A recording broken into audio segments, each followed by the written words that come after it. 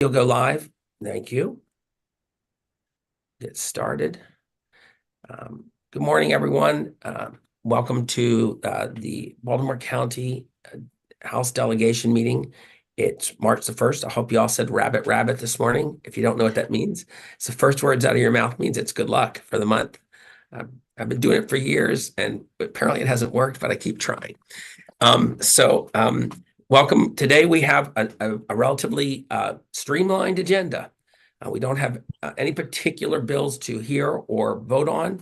And to that end, we have a superstar guest, one of our own in many ways, though not right at this minute, but she springs from the House of Delegates, don't most of the important people in government. And so I'm pleased to have Comptroller Brooke Learman here this morning. And Comptroller, the floor is yours. Talk to us a little bit, and then we'll ask you a few questions. Sounds great. Thank you so much, Mr. Chair, Madam Speaker. It's lovely to be with the Baltimore County delegation. Thanks so much for taking the time to have me. I really appreciate it and appreciate your interest in my agency and the work that we were doing there.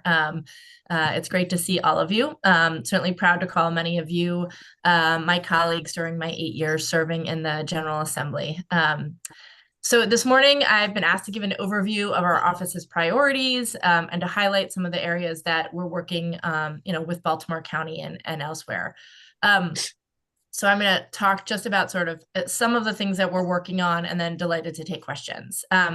First, I will note when I was sworn in a little over a year ago, we worked with the folks in the agency. And many of you have heard this, but we reorganized the entire leadership structure of the agency to create more accountability, but also more support for the team members.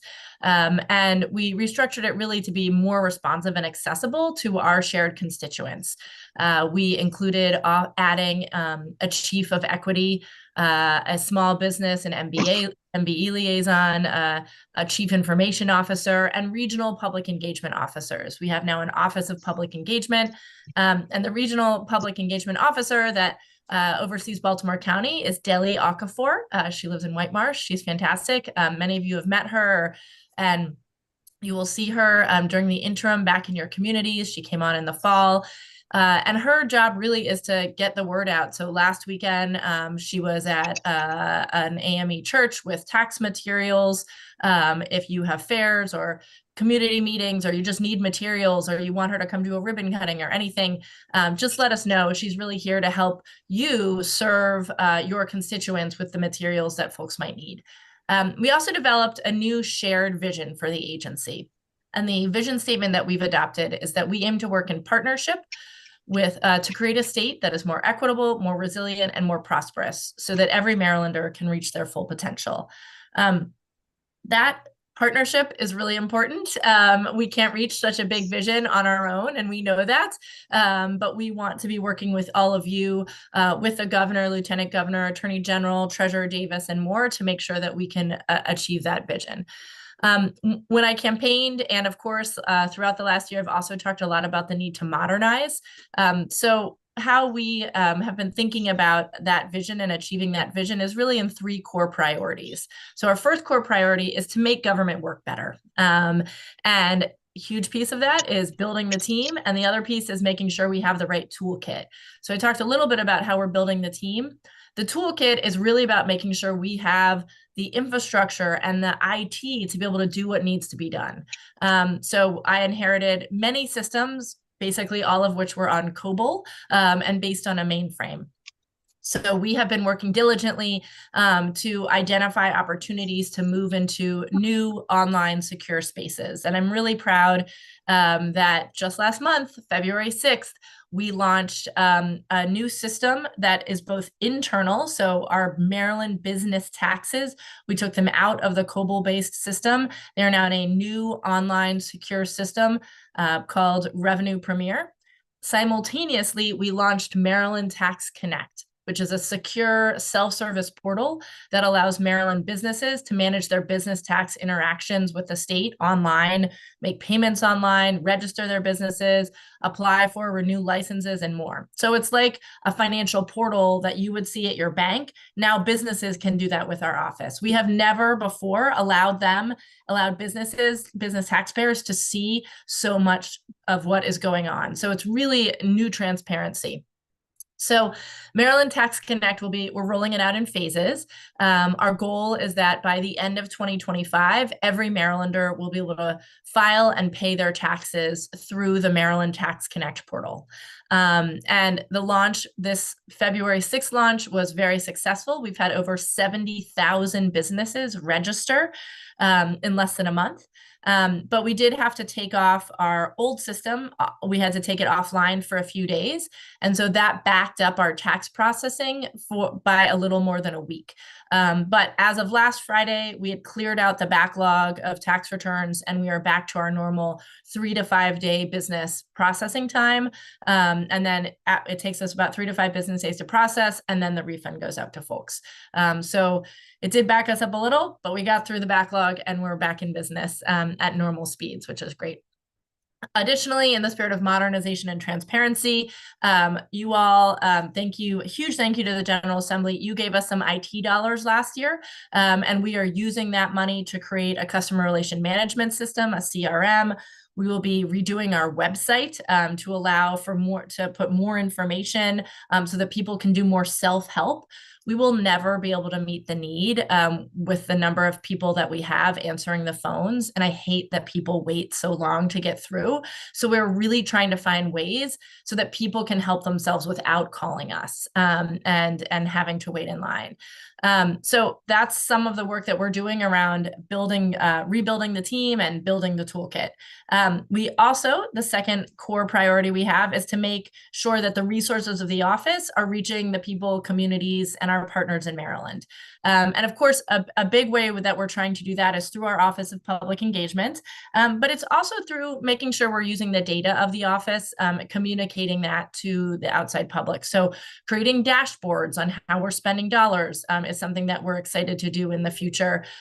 Also, the State of the Economy report that we released is a good example of that. And many of you read that, and thank you for joining. We did a few Zooms where we walked you through it.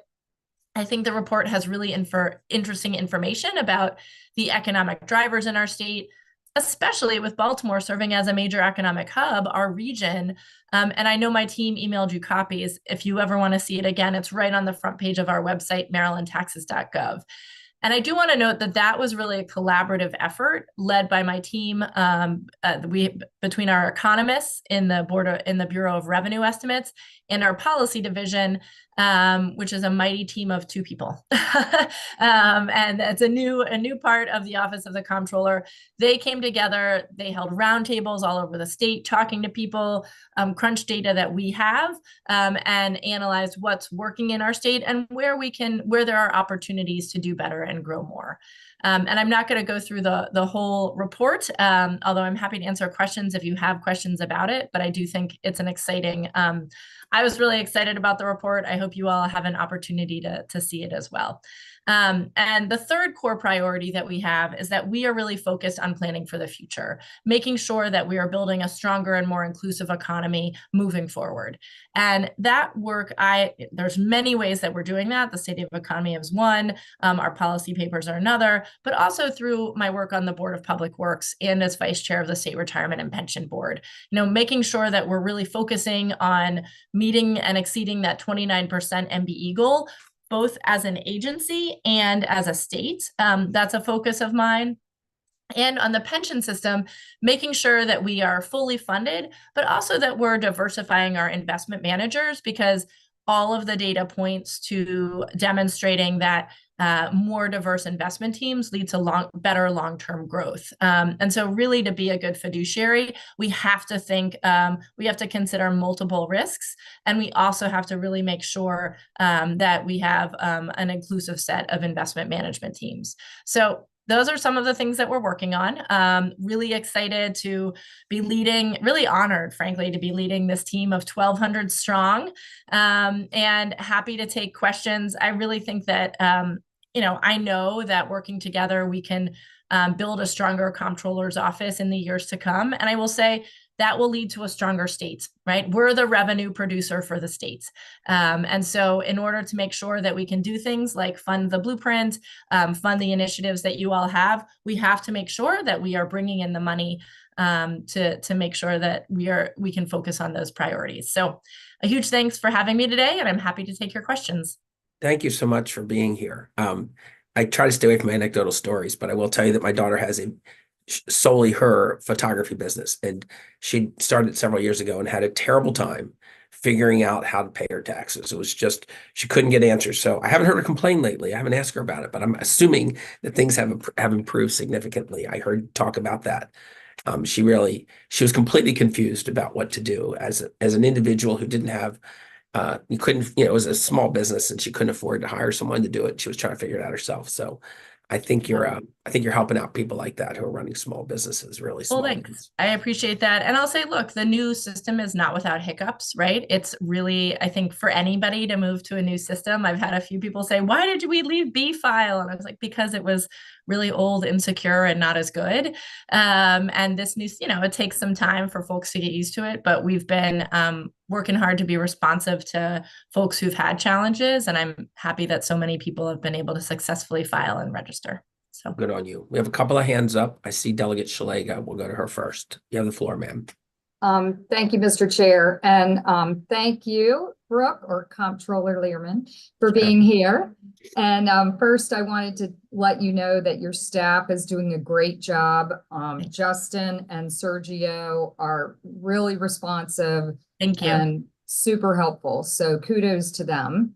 Thank you. And then I want to thank you for converting the IT system. I know as a user of B file, and knowing the back end stuff, it was a mess. So you definitely inherited a big multiple layer project. And I'm sure you're aware of this, but we've had a lot of calls on the small business new forms for sales tax, a lot of complaints. Yep. And part of it, I'm sure, is, getting the new system up and running. Yeah. I think part of the issue, so we've had a lot of like, how does this work? It used to be that you paid and then you filed, and now you file and then you pay. And so what we've tried to do is make the instructions more clear on Maryland Tax Connect, so that it's simpler to understand, but it is a new way of doing things. I think it makes more sense to have to file and then pay, but for everybody who's been used to paying and then filing, they're like, I don't know how to do this. What's going on? And so we've created some video tutorials that will hopefully help. And we're taking lots of phone calls and answering emails. So if you ever have any businesses who are just really stumped, please send them to me and Justin, and we are happy to make sure that somebody can walk them through it. We also, Laura Gutierrez, our new small business liaison, is also happy to respond to questions like that. And she now has we send out, one other thing we wanted to do was make sure we're communicating with people. And so we set up an email listserv. So we have a newsletter now. So you can send your businesses to marylandtaxes.gov. They can sign up for our newsletter and click small business, and we'll send them our small business newsletter that sends them sort of tips of the trade and ideas and answers questions as well. And because Laura sends that out every month. So please just send them to us. I think some of it really is just, it reminds me of when my mom was a pediatric nurse practitioner, and when she had to go from paper medical records to online medical records, she was like, why are they making us do this? And because it was so challenging and new, and I totally get that. So a lot of it is, we are more than happy to help walk people through. And sometimes folks are saying, well, could you clarify this instruction? Which is really helpful, because then we can say, yes, absolutely, we'll clarify what that means so that it's more intuitive for folks. Yeah, so I think that was part of it, and it might have been a glitch, which of course, look, it happens when you launch a new system. I get that. I did also want to say, I got a letter from you converting to the new system, and it had a phone number on there. And I had a simple question that I thought could be answered with the phone call. Quickly, and you could not get through. The message was, we have no one here to answer the phone. Yeah, I So, mean, the message is we have high call volume, please call Yes. back. And this is what I was saying. We do not have the people. We run our own call centers, and we don't have the pins. We don't have the people to answer the phones. And I wish I had 100 more pins to put people on the phones, but because I don't think that's happening, we're trying to find ways to get information out to people so that they don't have to call. There are always going to be people who need to call, and we want to make sure that those folks who have to call can get through, and change our other systems to more user-friendly systems, and provide more information on our website and through a CRM, so that most people don't have to call, so that there's space for the people who do have to call. So I'm really sorry about that. I don't know what to say other than that we desperately, we just don't have the bodies. And I just meant it more informationally. I wasn't meaning it, critically. I just, Thanks. you probably knew that. And I figured it's just, the volume of calls from launching a new system. I'm sure it will, dwindle down to what you're expecting, which is a lower number of calls. But if you could send that link to our chair, Sure. and he could share it with us, because I would love to put it up on my email blast that I send out, and let all our small businesses know that they could get this newsletter, and if they need any help with converting to the new system. So thanks so much. I appreciate it. Madam Comptroller, if you tell your staff to send it to the Baltimore County Delegation Office, BCOD, that's Sure. Justin, he will then send it out to the entire delegation so that they have it available. I think Michael Barrett is on, and he can send it over to you. Thank you. Okay, great. And whoever they were communicating with and setting that up, that's the email address that'll work to do this, because Justin's our guy. Great. Thanks. I see Scott Phillips has his hand up. Delegate Phillips. Oh, you're going to come on camera. You said you were going to have a little tech difficulty. Nice to you. Yeah, I'm multitasking over here. Thank you, Mr. Chair. And thank you, Madam Comptroller. I'm going to just throw out a couple of things, if you could speak on it, and I'll listen. The first one is, I want to thank you, number one, for partnering with us on the BPW transparency dashboard. If you want to comment on that, that would be great. If you want to go in more details. One of the questions that came up when I was testifying on behalf of the bill, if you could explain to people the difference, there were questions that suggested maybe do it. The State's Department of Information Technology should be doing some of this work, and not the Comptroller's office. I thought that was interesting. I tried to explain the fact that the Comptroller's always had its own information technology. And so if you could talk about how important it is for you to have your staff and be adequately staffed to deal with IT on that. Third, if you might comment a little bit on how you operate around the state and how you have service centers around the state. And I'll stop there, Mr. Chair. I probably got in way too many. I don't know. The Comptroller. But thank you very, very much. Comptroller's got a pretty sharp brain. I've seen her store a lot of information. I think she can put all those questions together. Sure. So the BPW dashboard, this was something that was in my, that I talked a lot about on the campaign trail. As you all know, when I was in the General Assembly, I passed numerous bills around transparency of government when I was on the campaign. And in my transition report, we talked about making sure that people could see what contracts are coming to the Board of Public Works. Right now, all that happens is you go to the BPW website, you download a PDF, and then you have to search for different contracts, right? You can't look at it in any sort of dashboarded way. You can't search for contracts. You can't say, hey, I'd love to know, how many contracts SHA had approved, last year, right? So we started last year, but it's all public information is the other thing, right? So so it's really about just pulling it together. So we started on this path towards being able to create a dashboard to exhibit that information. And really grateful to you, Delegate Phillips, and the Legislative Black Caucus for your interest in that work as well, because it really is about transparency and making sure people understand where our money through the Board of Public Works is going. Look, comptrollers across the country, this is what they do. They provide dashboards and information about spending.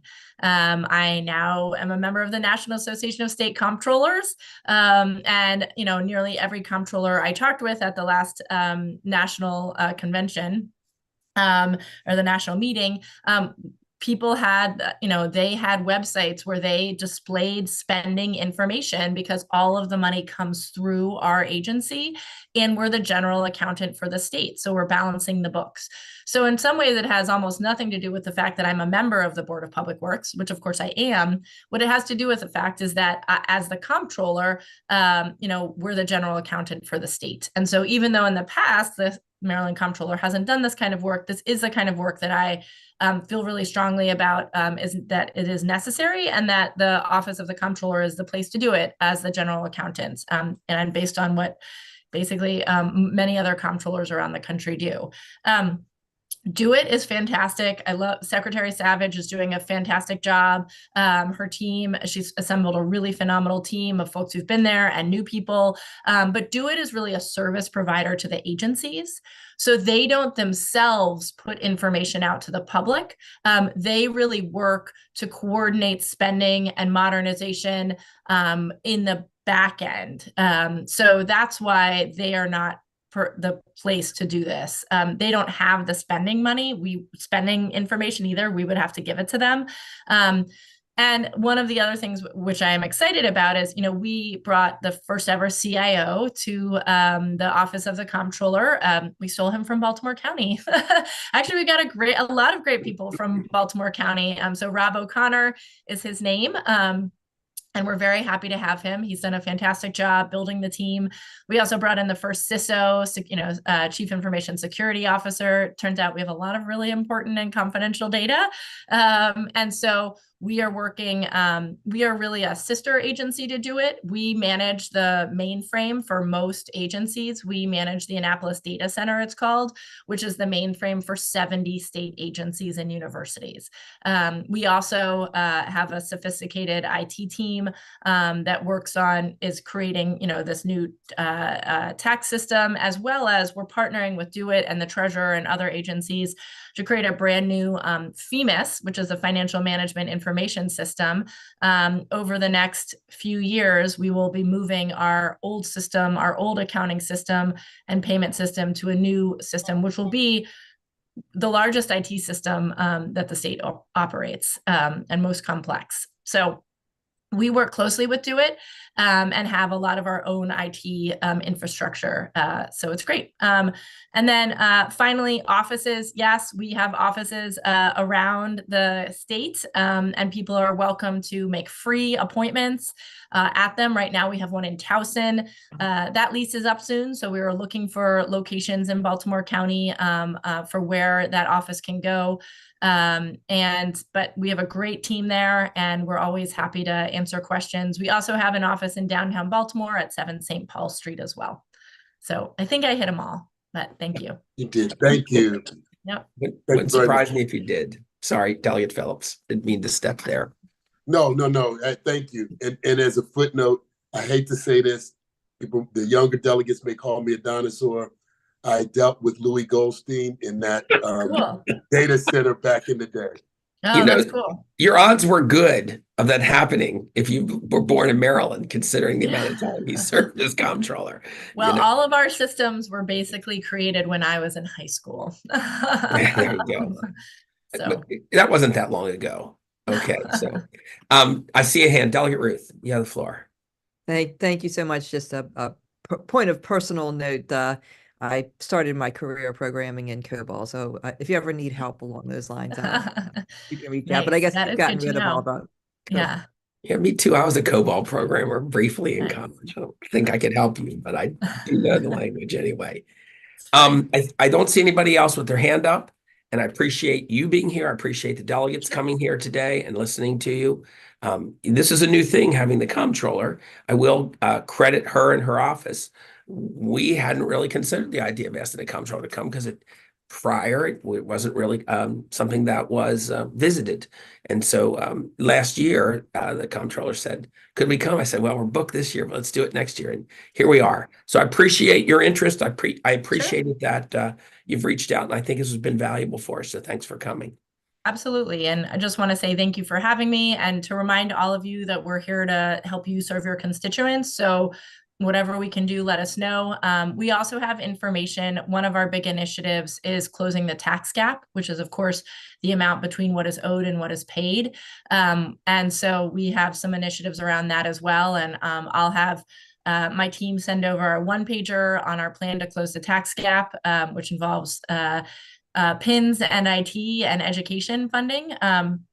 But it also, and then I'll also have them send over the small business newsletter link to sign up. And please just let us know if you're ever doing events or fairs or things that we could have Deli or somebody from our team come bring information about unclaimed property or tax help or tax credits. Just let us know, and we're happy to be there for you. Thank you. Thank you so very much. We appreciate you and your staff being here today. Thank you all so much. Can I ask a quick question, Mr. You know, Chair?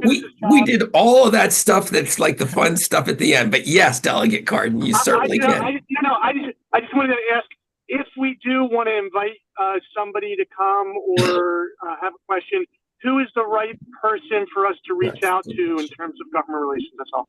Sure. So you can reach out to Joe Francavilla or Justin Hayes on my team, or you can just reach out to me and I'll send it to somebody. It's fine. And my email, I think you all have my email, and we can send that along as well. And I'll ask, Michael, Joe, Justin, this is our government affairs team right now. We're happy to make sure that they have all, that we'll send over all of their contact information as well. Thank you, Delegate Cardin. It was a relevant question right at the end, given that it was following what the comptroller had said. With that, you're welcome to hang around. I don't think we have no more business, so we may be dismissed in a minute or two. With the rest of the delegation, anybody have any announcements for the good of the order here that they would like to let the rest of the delegation know about? Delegate Ruth, I saw you raise your hand. No, just waving. No, I was waving goodbye to the comptroller. Okay. Anyone else? All right, with that, then this concludes. We will have some bills soon because the Senate will send some over. There's some other possibilities, so we will have some more active sessions coming up soon. Delegate Phillips, there's your hand. I would have been sad if you hadn't done that. Yes, sir. I know. Look, I was trying not to be the last person to ask a question, but it's not a question. Just a reminder, District 10 night on Monday here at the Annapolis Waterfront. Thank you. At the Annapolis Waterfront Hotel, District 10. Excellent. Thanks for the reminder. Anyone else? All right, that's it. We're adjourned, and we'll see you soon.